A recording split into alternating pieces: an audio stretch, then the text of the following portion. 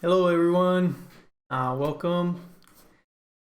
This is Daniel here. We're going to talk about our financial piece, university lesson number 8. Okay, so in this lesson we'll be talking about real estate and mortgages. Okay, so for those who are interested in one day owning a home, or those who already own a home, this lesson is super important because they talk about different ways of getting ready to buy your first home, or if you're looking to invest, or if you're looking to refinance your home, what are the better options. Okay, amen. So this lesson, we have our recap, so make sure you guys watch the lesson. But in this lesson we're going to be talking about the different things that has to do with real estate. Okay, so if we go to our book, we're gonna go to page number 113. Okay, so if we go to page 113, we got our key points. Right, so the key points for this lesson right now, it says a house is the largest financial investment you will ever make. Here's your home buying plan. Okay, so they give us a plan. This is the best case scenario. So here's your plan: a 15-year fixed rate mortgage with at least 10% down payment and monthly payments of no more than 25% of your take home pay. And when you pay off your home, you're 100% debt free. Amen. So what is our goals in financial peace, right? We want to be, number one, save emergency fund, right? So many of us, we probably receive some financial help. There's an opportunity now to immediately save that emergency fund and start working on your debt.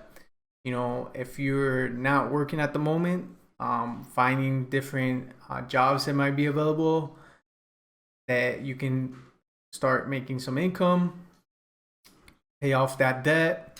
If you're already debt free, congratulations. And we continue working on saving our income, saving for our home, investing in the future. So just follow those baby steps. Last week we were talking about insurance, right? So now we're talking about real estate. So real estate is probably one of the biggest investments that you ever make. Okay, so if we go about reading the lesson, we got renting. Nothing is wrong with renting for a little while. This demonstrates patience and wisdom. And for lack of terms, everybody starts renting, of course. So, when I first moved in from my parents' house, I moved in with our roommate, and we were both working at the same place. It was my first apartment, so I was able to experience what it meant to pay bills. So definitely having a budget is super important, because there was times that I had to pay rent, and it was like the time to pay rent, so I had to put my whole paycheck towards that, and then I was like 2 weeks with very little bit of money. So having a budget, separating that money for rent and for different bills is super important for you to not go out and waste all your money and then realize, oh, tomorrow's rent day. So paying rent is probably a necessity for a lot of us. We need a place to live. We might not be living in our parents' house anymore. So it builds character, patience, budgeting, all those things. But as renters, we want to eventually, if your goal is to have your own home and have your own family, then you need to work towards that goal. Okay, so renting, as they say here, it's not like permanent. And you know, renting changes. You know, the thing about renting is, you know, you can find good deals sometimes, but in many cases, if you're renting in a place, at the end of the lease, they have the option of raising your rent. Okay, and most likely they do raise the rent. So the difference between renting and owning a home, when you're owning a home, usually your mortgage either goes down because the taxes are less, or you get like a um, homestead for after the first year, so your payments kind of go down a little bit. You know, after you pay 20%, the PMI payment can go down.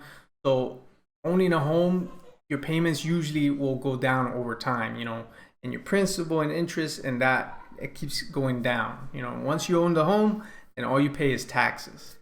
So owning a home, it's gaining value, and your payment might go up 1 year because of taxes, but usually it go down. Okay, or it will stay pretty much the same. Renting has been shown that it's going up each and every year. You know, so renting, the more the demand, the higher the rents. Okay, the benefit of renting is, okay, let's say you're a student, you don't want to settle down yet, you want to travel, you don't want to have the responsibilities of maintaining a home. Renting, you can rent a place for a few years, you can not worry about maintaining the place that much. You know, the big things like air conditioner, you know, the structure itself, you don't have to really worry about that, like the plumbing, things like that. The owner of the home usually takes care of those things. Okay, so that's the benefit of renting. The owner is responsible for a lot of the things, but as a renter, you're also responsible for maintaining the place clean, maintaining the light bulbs, you know, maintaining the air filters, you know, little things like that. And at the end of your lease, if there's damage, you know, you have to repair it, or you lose your deposit. So those are things that you want to look for.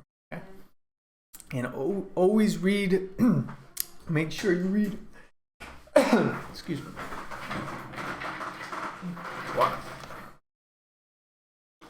Okay, make sure you read your lease.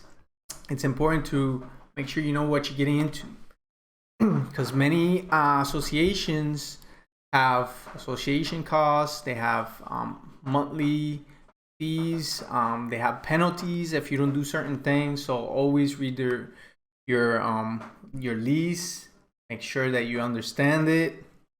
That way, if you need to break the lease early, you know what are the repercussions of that, you know.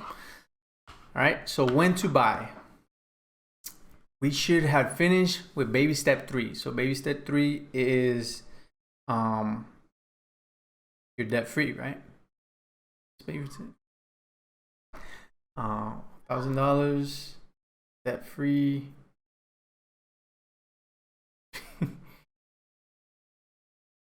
And a full emergency fund in place. Okay, so the emergency fund, really important, and we can see at this time when, you know, things are shut down and you can't go on life like normal.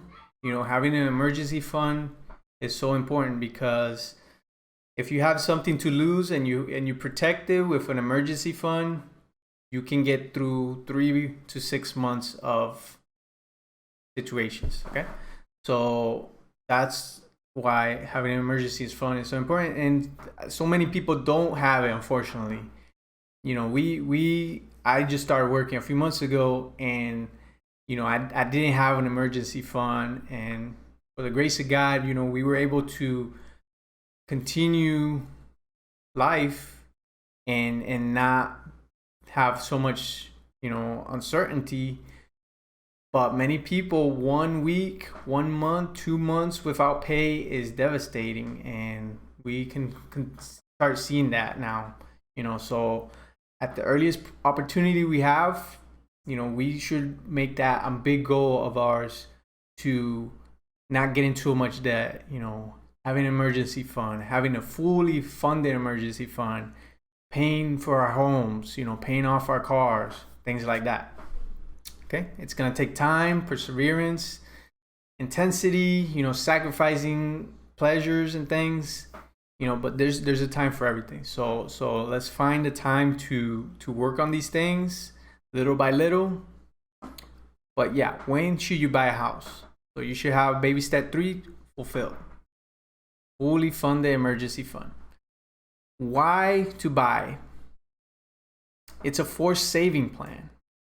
So as you pay off your mortgage, you're gaining the value of the home. So that's why you want to take your time and find the home that's going to work for you, something that you're going to be comfortable living in every day, something that's in a place where you like to live, and with time that's going to gain value, it's going to gain equity. It's an inflation hedge. Okay, so what is inflation? Inflation is when the price of things just go up really high, So if everything's going high and you own a home, at least, your home is also gaining value. So at the time to sell, then your home is going to be value enough for you to be able to buy another home.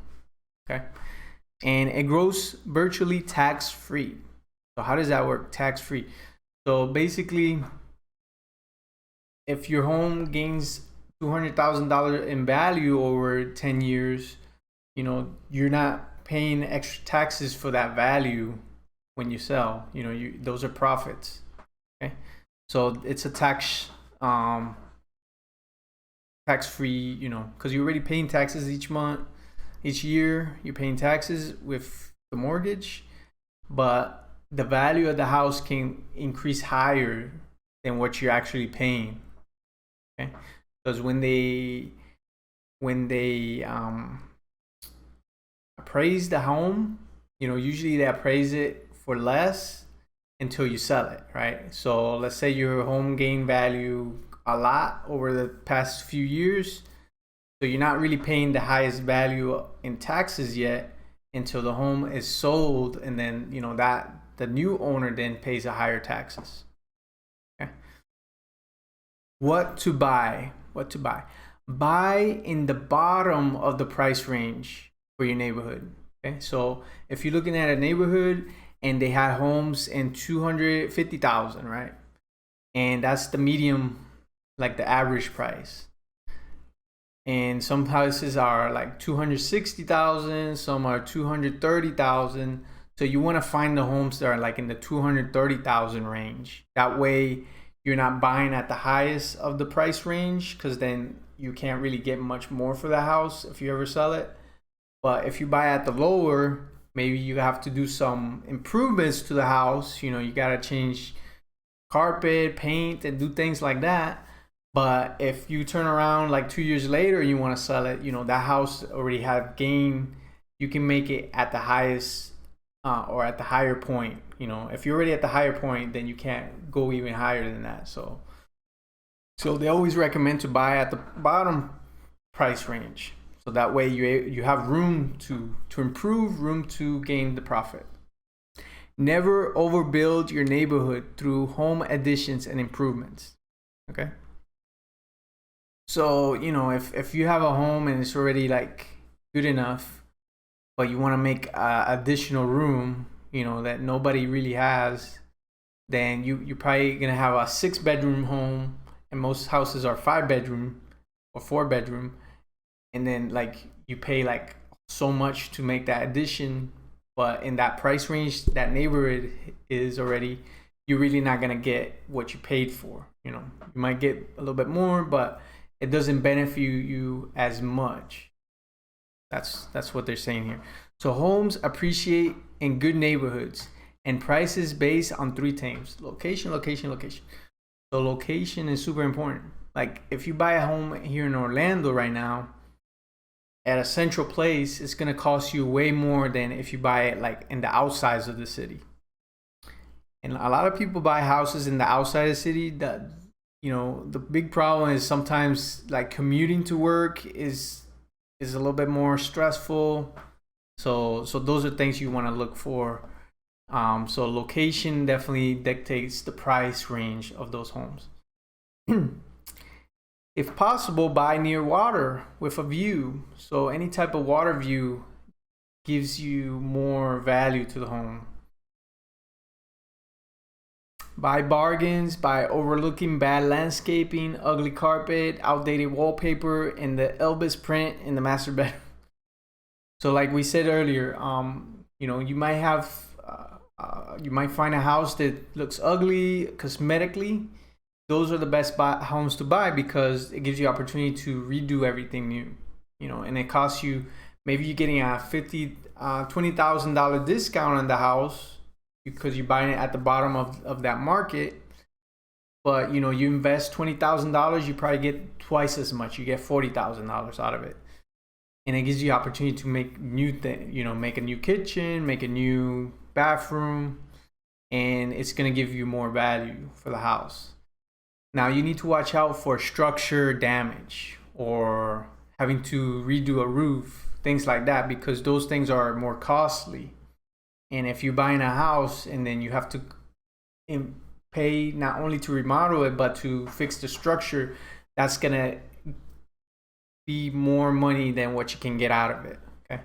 So that's why you want to have a home inspector inspect the house before you buy it, because that way they can inspect and to see if there's any damage that you can maybe get a better price, or you can determine if you don't want to buy the house, because maybe the damage is too serious. So always buy a home that can be attractive from the street and has good basic floor plan.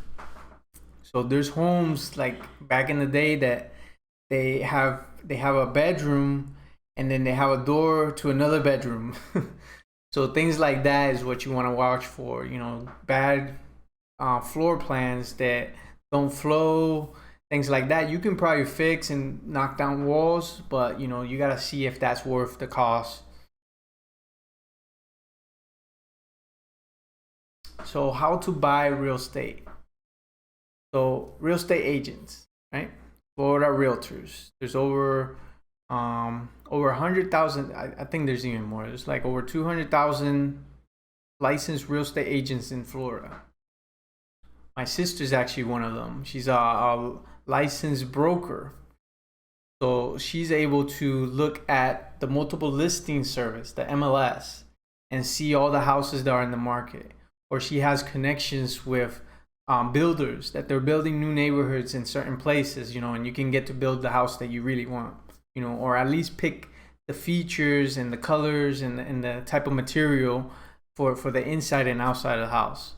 So a real estate agent gives you the inside access to a lot of those things that you as a person are not going to be able to get access to or negotiate certain things. So always get a land survey if you're buying more than a standard subdivision lot. Okay, so this is for like if you plan on building your own home and you are looking at this lot and you want to build on it and you're like, oh, it's great, it's perfect, but then you don't know, oh, okay, if it's in a flood zone, so your insurance is going to be off the roof, or you can't get flood insurance. So getting a land survey is going to tell you like the actual geographic of that lot, and if it's a good thing, if you can actually build on it, if the county has certain restrictions on that lot, so you want to get the survey and find out what's the story of this lot before you buy it and what can you build. Okay, have a home inspector mechanically and structurally certified a certified home inspector by a certified. So a home inspector, they're gonna go and they're gonna take a look at the inside, the outside, underneath, above the house. They go into the attic. They go, if you have a crawl space, they check the structure, the foundation. They check the inside of the house, the electricity, the plumbing. So, they will certify the house for say, or tell you, okay, this is what we found. And then you make the decision on the house after that opinion. and then you can actually get an appraisal of the house. So that's an opinion value. Okay, so this other company can come in and they can look at the house, or they can look at the home inspector notes and determine what's the value of the home, you know. And then Ramsey recommends getting title insurance, especially if you know, certain homes, you know, if it's a good deal, you definitely want to get title insurance, because you never know who holds like any liens, if there's any liens on it, if there's any owners, if there's like multiple owners that they have to sign off on it. Title insurance gives you the assurance of you being able to own the property, and then if there's any issues, you know, they have the responsibility of getting those signatures or tracking down people, you know, and then that way you can have a clear deed or title to the house. Okay, so those are things that you might pay like extra $100 to a few $100s on, but it's gonna give you a smooth transaction. You know, it can cost you like a lot more money having to go through some of these situations on your own, like investigating who owns this, or trying to track down people to sign something, or to figure out who owns a lien on the house, and then you buy the property but you don't really own it yet, you're paying on it. So title insurance is recommended. All right, so how are we gonna buy this house? So they recommend get a monthly payment no more than 25% of your home intake. Okay, so let's say you have a income of $5,000, right? So divided by 0.25. Okay, 6,000 divided by 4. It's a quarter. Okay, here we go. All right, so let's say you earn $6,000. 25% of $6,000 is $1,500. So 1,500 times 12 times 15. So that's a $270,000 home. More or less, probably less, like less than that, because then you got to put all the costs in the they call it interest and all the fees. So let's say a $225,000 home. Okay, so $225,000 home, if you're making $6,000 a month, you should be able to afford around $200,000. Okay? More or less, probably less, but okay. So then they also ask you to put 10% down. Okay, so get a monthly payment no more than 25% of your intake home pay. So that's $1,500. Based on a 15-year fixed rate loan. Okay, so make sure it's a fixed rate loan, at least 10% down. Okay, so 10% down. 10% down of 200,000, 220,000, right?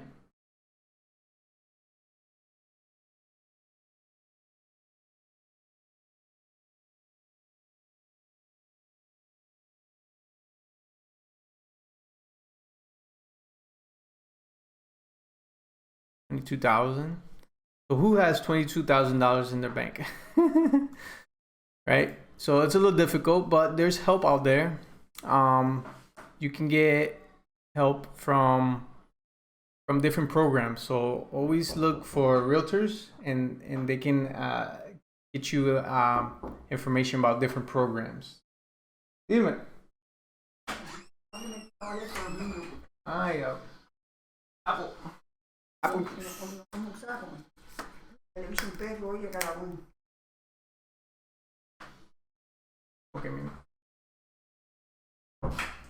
Okay, so all right, so there are many different type of loans out there. Okay, so what they're recommending is for you to get a fixed fixed rate loan. Okay, so fixed means it doesn't change. Okay, so there's ARM, adjustable rate mortgages. Okay, so these might look appealing if you don't read into them, but adjustable means, okay, maybe now it's 3%, but maybe in 5 years it'll be 10%. So adjustable rate mortgages can change. That's why they're called adjustable rate. So those, we recommend not to get these. The concept of ARMs is to transfer the risk of high interest rates to the borrower. So in return, the lender gives a lower rate. Okay.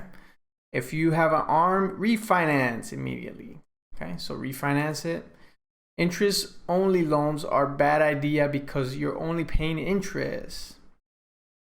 So this is another type, interest only. You know, you want to pay the principal down, not the interest. You know, you're always going to be paying the interest, but if you only pay the interest, then your principal never goes down, and then it makes no sense. So you always want to pay the principal always. Okay, so when you make a mortgage payment, okay, a mortgage payment is like, let's say it's $1,500, right? At the beginning of the loan, they're charging the interest in that big principal. Okay, so let's say you have $200,000 in principal, so it's charging the interest in $200,000. So that out of those $1,500, the majority of the amount goes into interest, and then like this much goes into the principal, right? Because your principal is big, so there's more interest on it. So as you paying down your principal, your interest decreases by a little bit, and then what you're paying on the principal is a much larger amount of that $1,500, right? Each month you're paying in your mortgage. So let's say you want to pay down your principal more, so you're making your regular payment of $1,500, right? But then you can say, okay, I want to pay an extra $100 on the principal. Okay, so instead of having just, let's say, $300 go to principal, now you're putting an additional $100 of principal in that month. So next month, your principal went down, instead of by $300, it went down by $400. You know, because you paid an extra $100. So now the interest is going to be calculated on the total amount of that principal, which is a little bit less because you just paid a little bit more in the principal. So then your interest, instead of being like $600, it's like $550, right? Something like that. So paying down the principal, you're going to pay less in interest. And then your terms is going to be shorter too. You can knock off years and months by paying more principal earlier. Okay. So you can see that in an amortization table, right? Amortization table shows you if you pay the regular payments each month, then you can calculate, okay, I want to pay an extra $50 a month. Then it calculates it again, and it tells you, okay, you're gonna end up paying this by 2040. But if you're paying $100 more each month, then you're knocking down like 5 years, right? Something like that. So you can play around with that, and you're gonna see by paying just a little bit more each month, you're knocking down a whole bunch of extra payments in the future, right? So another type of mortgage that they're offering out there is a reverse mortgage. Okay, so have you seen those commercials? Oh, tell you can get money now, put yourself in a reverse mortgage. But what happens at the end of this is you kind of like reverse the ownership to the company, because they kind of like end up owning the thing because you never pay it off, right? It's a reverse mortgage. So those are gimmicks, you know. Don't fall for these. Let's follow either the 15-year or the 30-year by paying it off early with more principal, you know. But 15-year, if you have a really good salary, you know, you have good payment history, you can put down a large amount of money. You know, 15-year mortgage can work for many people. For other people, you know, a 30-year mortgage is what you will probably get at the beginning. but you can still apply these same things. You know, you can pay extra each month, and you can knock down that 30-year mortgage into 20, 15-year or less, you know, depending how intense you want to apply that, these teachings, okay? So accelerate or bi-weekly payoff programs. So I never heard of this one, but this is some other program that we don't recommend, okay? So basic ways to finance a home. Okay, so there's many different loans out there. There's conventional loans, there's FHA, there's VA loans. So conventional loans are usually through Fannie Mae and are privately insured against default. Okay, so conventional loan is you kind of like dealing with the seller directly. There's not a lot of restrictions. It's just, okay, this is the price. This is how much we're putting down. These are the terms. Do you agree? Do you accept the offer? Yes. And then that's it. Now, federal housing, FHA loans, Federal Housing Administration loans, are insured by HUD, the federal government, and these can have more restrictions. Okay, you might be able to get like a $10,000 or $20,000 first-time home buyers assistance, but at the same token, you know, they have certain restrictions where you can buy the house, how much you're gonna pay for the house, and different things. Okay, so those programs are good, but they have more restrictions. So you might not be able to buy the house, any house that you want. You're gonna have a smaller pool of houses that you can buy. So these are some good houses for people that have lower income or people that want to go through a program like what's the name of the place that you build the house? Habitat for Humanity is something like that. That they have these neighborhoods that they build. The people themselves help build it. You have to give volunteer hours. You know, they're building these houses. They're smaller houses, more efficient, but people end up being able to own their homes that way. Otherwise, they wouldn't. You know, so those are good programs to look into. Okay. VA loans. If you're veterans, you know, veterans have the VA loan program, which depending how many years you serve and certain things, you can get like zero, just get a new house, pretty expensive loan, guaranteed.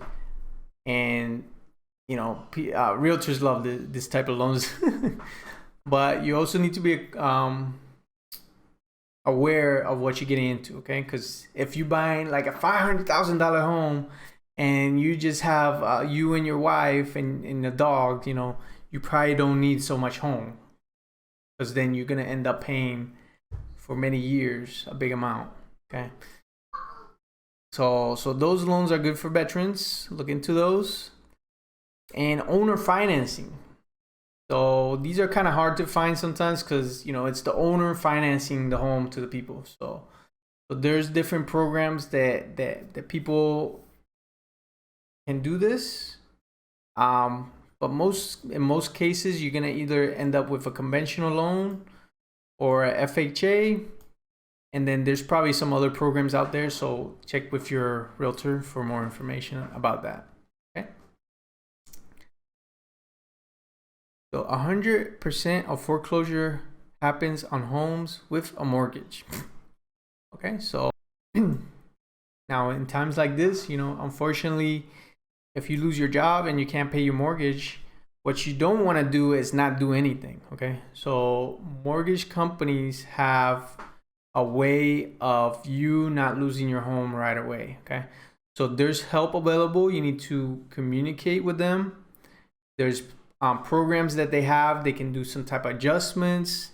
They have delay payments, hardships programs that will help assist you in modifying your mortgage. So definitely don't not do anything and walk away. You know, try to work with your situation. If you're unemployed, you know, try to find something that you can do in the meantime. You know, don't wait. there's always help. Okay, so help comes to those who seek help. Okay, challenges and opportunities. If you do what we teach, your credit will eventually hit zero. Right. So hitting zero is because you probably pay off all your credit cards, you don't have any car loans, and like you're not borrowing anymore. So if you don't have a lot of history in your credit, the credit will go down eventually, because the credit scores is more like a credit debt. It's a debt rating, pretty much. If you own a lot and you pay a lot. Yes. Okay.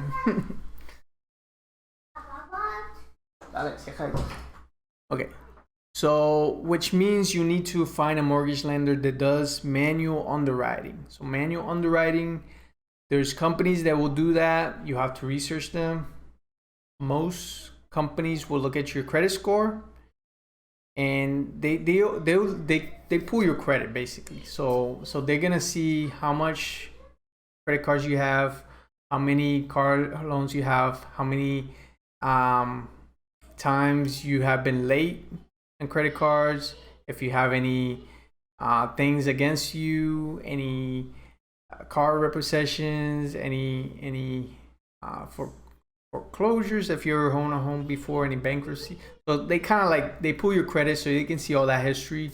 Now if they see, okay, I had credit cards before, I paid them off, they've been closed for many years, you know, then they'll look at your bank statements and they're like, okay, you got money in your bank. So that's how they do those manual underwriting. Okay. Most likely, you're not going to be in that situation anytime soon. So credit score is important to buy a home. So if you do have credit cards, you can pay them off. Even if you do have credit cards, you're looking to buy a house, they're going to ask you to pay them off, because they don't want to see a lot of debt in your debt to income ratio. Okay. So you know, doing your baby steps, paying off your credit cards with the snowball, debt snowball, is going to help you towards that goal of home ownership, and also saving money, obviously. You know, so if you're able to save, let's say for 2 years, let's say you want to buy a house in 2 years, your goal is probably to save at least $1,000 a month for 2 years. If you can do that, you got $24,000, right? But let's say you do have $500 a month, you know, then you have $12,000, right? So see, if you set those goals and you kind of try to get to it, you know, let's say you got $12,000 saved, plus you get like your taxes, plus you get some type of assistance to buy a house, you know, you have like $20,000 right there, see? So that's gonna help you buy the house in a better terms. Okay. So when you owe more on your house than it's currently worth, you're upside down on your home.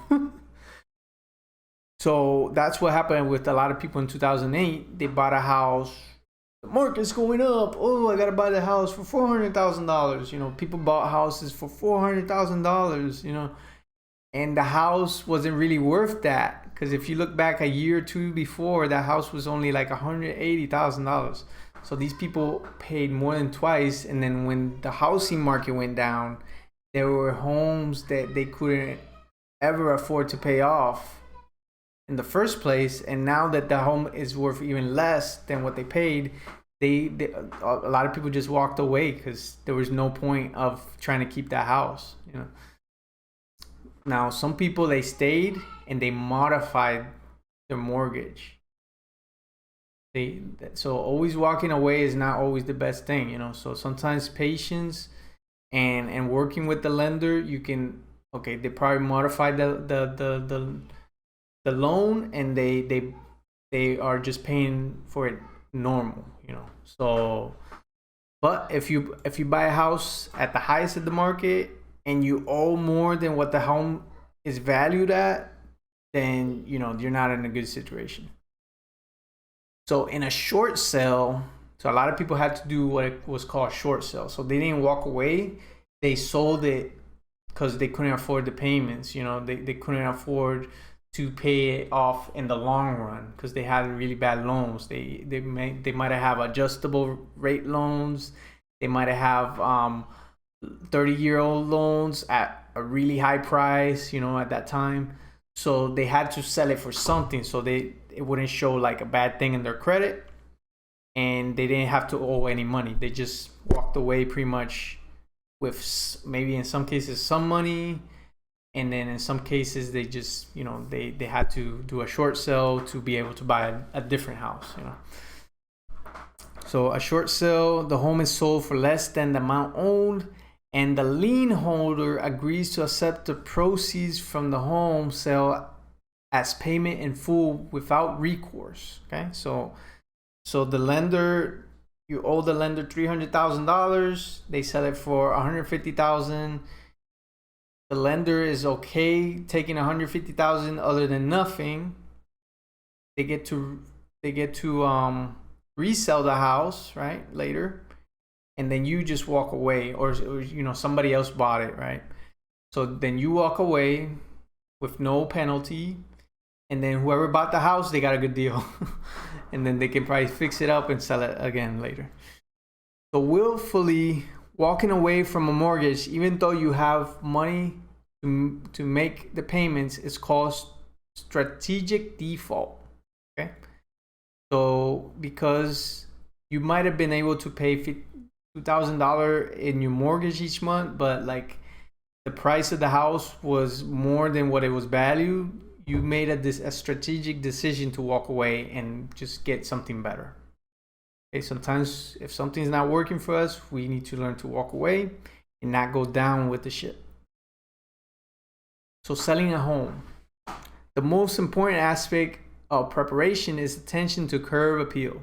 Okay, you can get an extra $10,000, $20,000 by doing some curb appeal. Mowing the lawn really nice, fixing bald spots in the front yard, putting some shrubs, painting the front of the house, cleaning the windows, things like that. You can instantly make the value of that home, because people, they fall in love at first sight, So curb appeal helps. The exposure through the multiple listing service is worth it. Okay, so if you list the house on your own, you put a little yard, sell by owner, maybe 100 people will see that a week, maybe. But if you put it in the multiple listings, thousands of people all around are going to be able to see that listing, and you're guaranteed to sell that quicker and for more than, or for the value that you want it, because you got multiple offers. Okay, so you don't have to settle for the less, you best and highest, right? So you should interview at least 3 real estate agents. Okay, so don't go with your cousin or that person that that interview everybody as a potential business owner that's gonna get your business. Okay, because somebody that you might not know might do a better job than somebody that you're familiar with. Okay, or in the other token, somebody you're familiar with have your best interests in mind, and they're a professional and they're going to do a good job regardless. Have your agent do a detailed comparative market analysis, a CMA, to accurately price your home. So CMA is, okay, in this block, we're going to find 3 houses that have the same specs as your house. 4 bedroom, 2 bath. The square footage is the same. The model of the house is the same. They have similar things, and they can even compare other houses that are in the neighborhood that just fall in that criteria of same amount of bedrooms. And then you're gonna be able to do a market comparison to see, okay, this house was sold 6 months ago, this house was sold 3 weeks ago, this house was sold a year ago, and then you can compare those prices and get where you want to list the house. Okay, so you want to list it strong, so you have room to negotiate. Don't list it too low, because then you can't go up after you list it at that price, unless there's multiple offers that are willing to pay more than the listing price. Okay. All right, so that's pretty much it. So we had learned some things we never heard before, hopefully, and some things you wish you knew years ago. Let's dig into the case study, okay?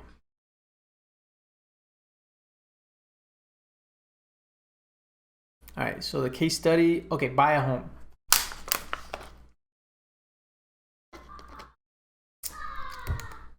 Okay, buy a home. Buy a home the right way.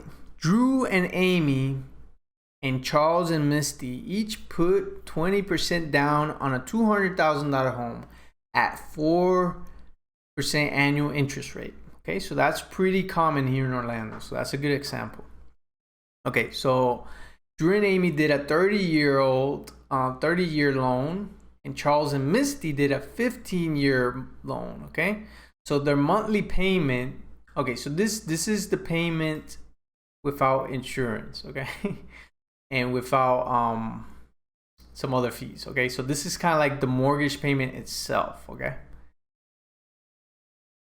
so like if you add up all the costs, it's probably looking like this each month. Okay, and then this one is probably looking like $1,400 or so, or $1,500. Yeah.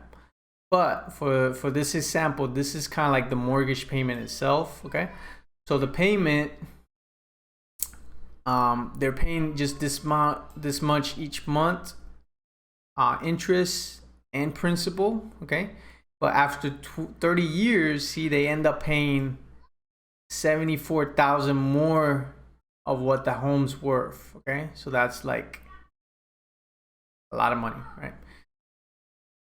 So in turn, by paying it off in 15 years, you know, your payment is higher.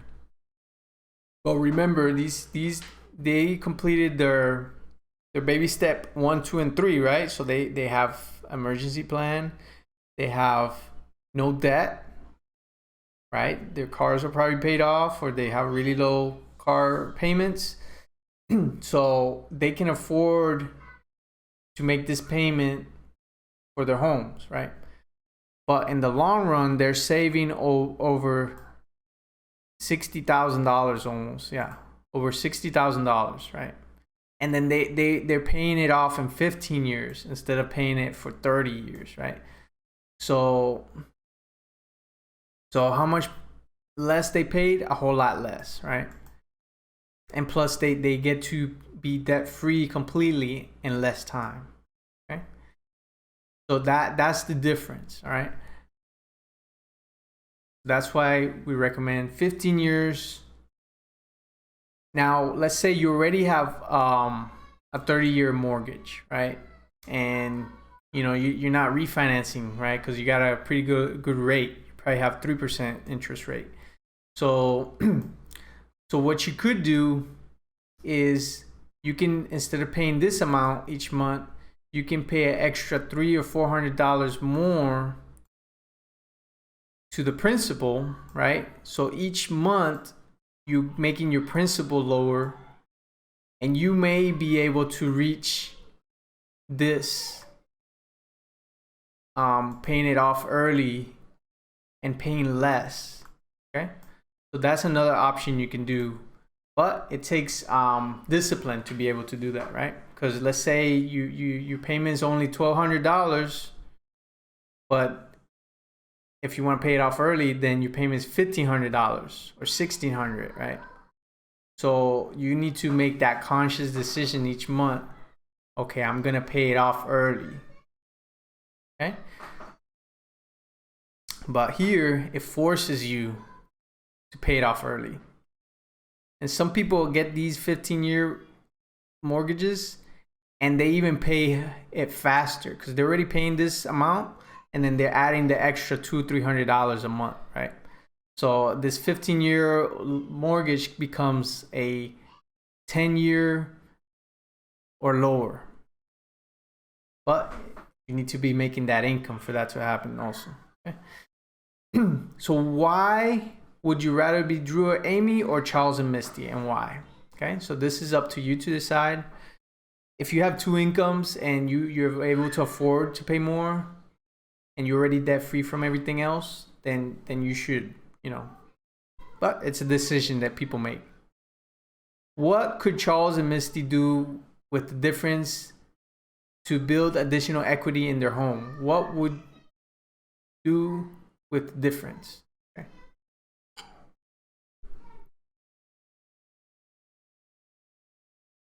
Okay, so equity. So what is equity?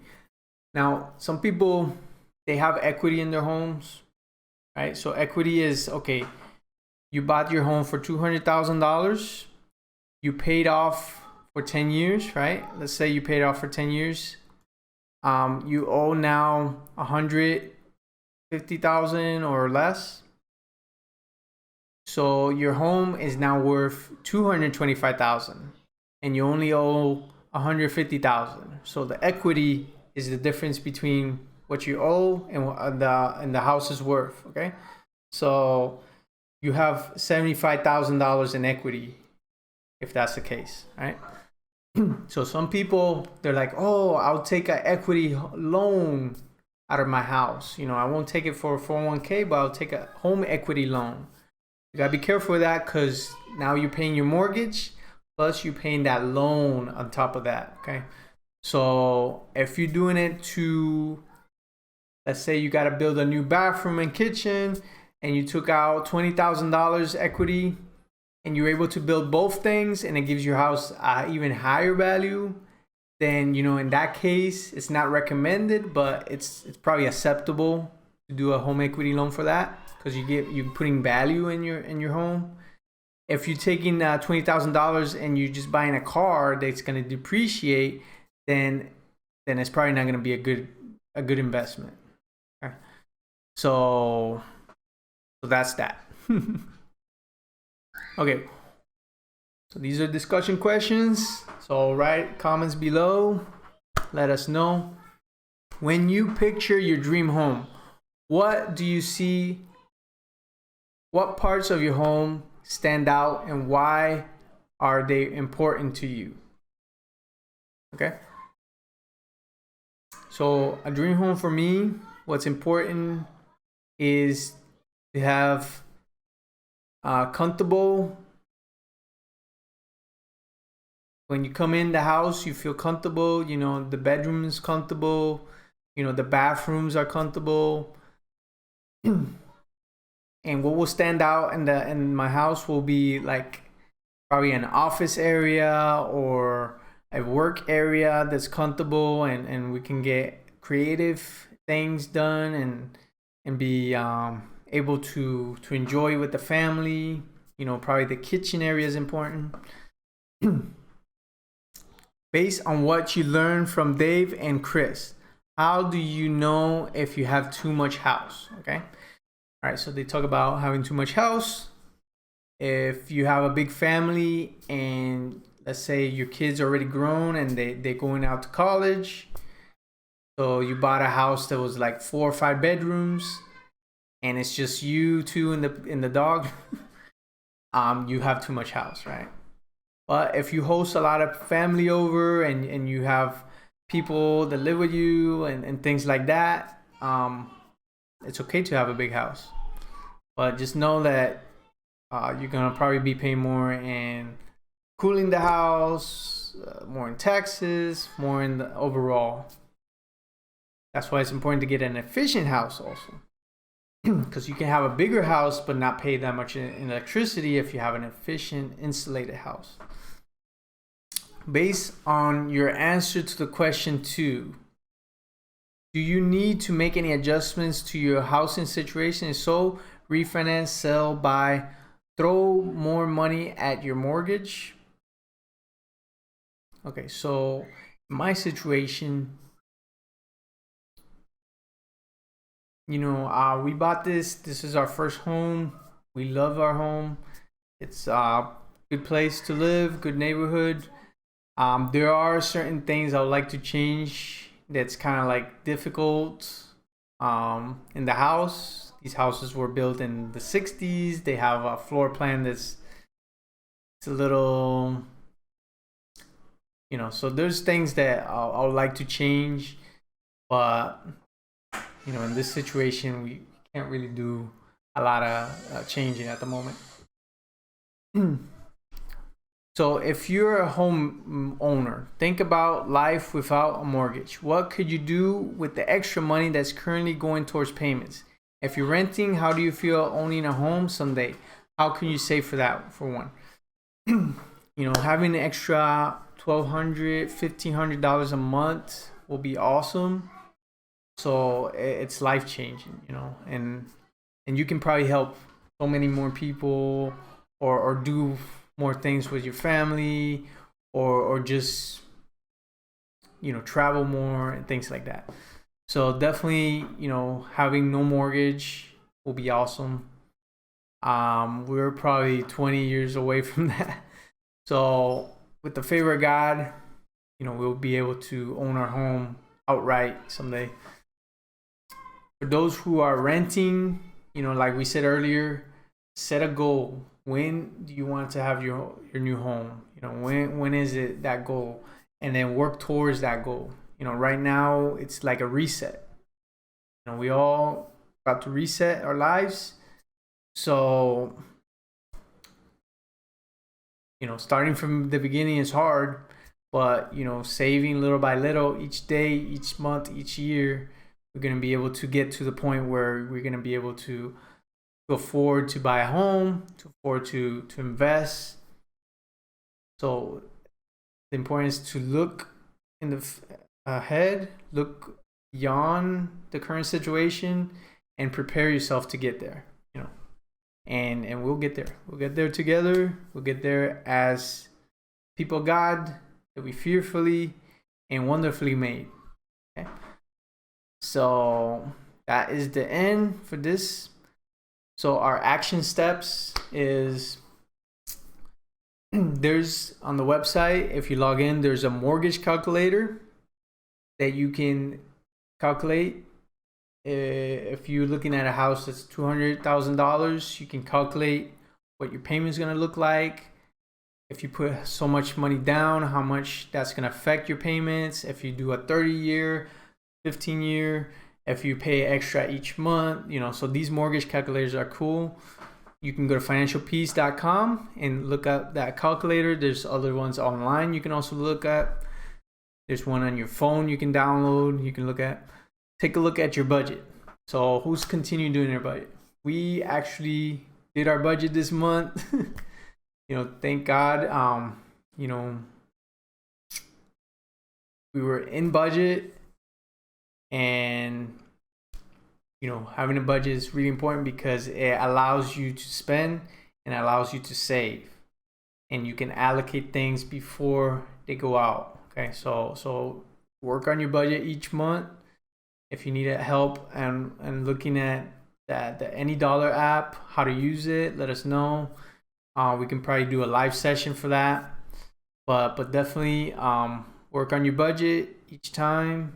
Have an accountability partner, and revise the budget throughout the month.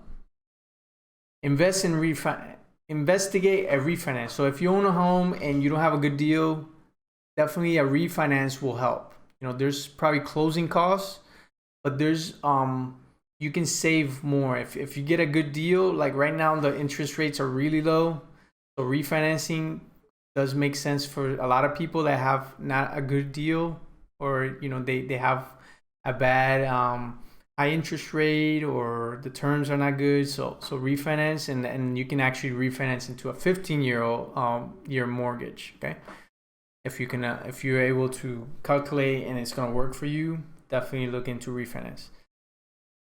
Complete your financial snapshot. Okay, so now there's a financial snapshot. We're gonna take those numbers now. We're gonna compare it from when we started to this point. Hopefully we all improve our situation. I know times are a little bit tough for many people, so we'll continue working on paying off our debt, saving money. But yeah, we just need that financial snapshot. So if you guys can send me text or send me a picture or something, we can calculate that. So for the next class, we can go ahead and and put that into the class. Okay, so guys can see where you were and where you at. Read PMI, necessary or not? Okay, so PMI, right? That's the mortgage insurance. So when you buy a house and you cover a certain percentage, then you don't have to buy the PMI, which is gonna save you hundreds of dollars in the year. Okay, so definitely look into when you buy a home, make sure you pay enough down so you don't have to pay the PMI each month. Okay, because that's something that you continue, it's like throwing away money. So definitely PMI protects the lender, doesn't protect you. You still have to buy your own home insurance. Okay. Okay, so this is the PMI that talks about that. All right, guys. So I'm gonna go ahead and let it here. I'll go ahead and let this class here.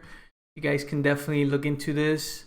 You know what? Let's talk about PMI because it is important. So we're gonna save you $10,000 before this article ends. Ready? $10,000. That's good information here. When you work on baby steps, done your research, and kept an eye on a housing market, you're ready to buy a home. If you can't put 100% down, you move through a mortgage approval process where you may encounter private mortgage insurance, PMI. Hold on a second. You might be asking yourself, what is this on the list of 7 insurances I need to have? Okay, we're glad you asked. The answer is no, and here's why. At a glance, PMI, private mortgage insurance. If you put 20% down, you avoid it. Rates range from 0.5% to 1.5% of home loan amounts. Okay, so that's a lot of money. Okay, what is PMI? PMI protects the lender. You're about to borrow a lot of money, and your lender wants to make sure you get their money back. They want to make sure they get their money back if you can't make payments and end up in foreclosure. Every year there's between 500,000 to 1.5 million home foreclosures, so you can understand why lenders want insurance. PMI protects their investments. But there's a catch. You're the one who will be paying insurance premiums, not them. How much does PMI cost? Rates can range from 1.5 to 1.5% or more of your loan amount. For this example, let's use 1% of 200,000 home loan amount. At 1%, that will make your PMI $2,000 a year. That's an extra $166 per month added to your mortgage payments. After 5 years, you added $10,000 to the home cost, to the cost of your home. There's that $10,000 we can save you. Okay, so you want to pay $10,000 now or save $10,000? No, you want to pay $10,000 in the long run or save $10,000, right? How can you avoid PMI?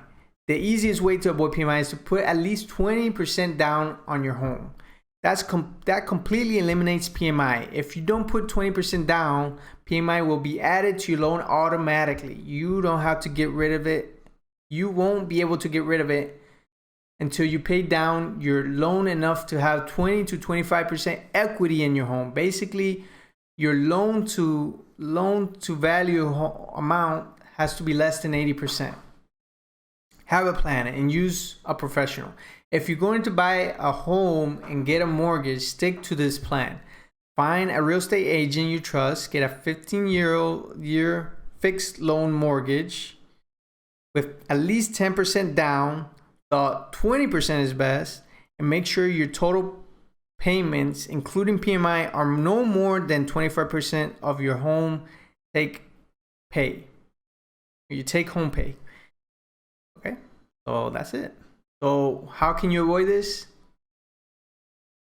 When you buy a home, find at least a way to get 20% of the amount of the house paid. That's simple. Okay, so Now, let's say you're already paying your house for a long time. What it says here, okay, check with your mortgage company, because you might already pass this 80% threshold. Okay, so if you pass this, then they can knock off that PMI payment, right? And then you're instantly saving $150 or so off your home payment, and then you can turn around and put that back into your principal. Okay, so you leave your payment the same, or you can increase it a little bit, but put all that money towards the principal. Okay, or you can refinance and get a 15-year mortgage, and no PMI. Okay, so look at those options. There's definitely a lot of options, but it takes you as the homeowner, or you as the potential new homeowner, to do your homework. Okay, and we can do this. I believe in you. Thank you so much for joining us and this little call. Tomorrow we have lesson number 9. So hope to see you all live. And if you have not signed up for Financial Peace, definitely look us up. This is hosted and sponsored by urchurch.life and the Orlando Dream Center. So check us out at www.urchurch.life and our nonprofit organization, the Orlando Dream Center, orlandodreamcenter.com, for more information about Financial Peace University. We will be launching our next class in May, so make sure that you sign up for that. And we do it, we're gonna figure out how we're gonna do this with the people, and we're probably gonna do this like online, as we're doing right now, more interactive. And you can sign up for our course, and we'll be able to guide you through financial peace. Okay, amen. Thank you so much for joining me today in this long video about mortgages and real estate. It's definitely one of the biggest investments you can ever do, and it's important that you do it the right way, because it's a long-term commitment, man. So thank you very much, everybody. See you next time.